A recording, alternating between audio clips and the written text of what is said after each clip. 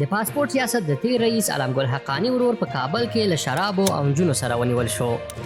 د کابل غږ یوټیوب چینل مینوالو سلامونه او ښې چارې. د بشپړ راپور لپاره د دې ویډیو تر پای ملتیا وکړئ.